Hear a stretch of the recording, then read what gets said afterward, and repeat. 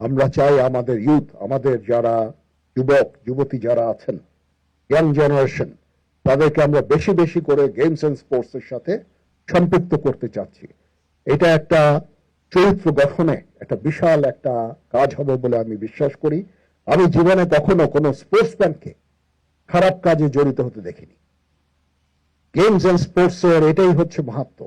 আমি কখনো কোনো দেখিনি যে স্পোর্টস এর সাথে জড়িত কোনো ব্যক্তি বা স্পোর্টসম্যান ওই গাঁজা খাচ্ছে, খারাপ কাজ করে বেড়াচ্ছে। I have never seen. এই জন্য আমি মনে করি দেশের যুবকদের, আমাদের ইয়াং জেনারেশনের চরিত্র গঠনের জন্য games and sports is a very important media, very important way. এবং গেমস এন্ড স্পোর্টসে আমরা তাদেরকে বেশি বেশি করে সম্পৃক্ত করতে চাই। যদি আমরা ফ্যাসিলিটি ডেভেলপ করি তাহলে অবশ্যই ইয়াং জেনারেশন, আমি দেখেছি তাদের মধ্যে প্রচুর আগ্রহ, বিভিন্ন ধরনের খেলাধুলায় অংশগ্রহণ করার আগ্রহের আমি কোনো অভাব আমি দেখিনি।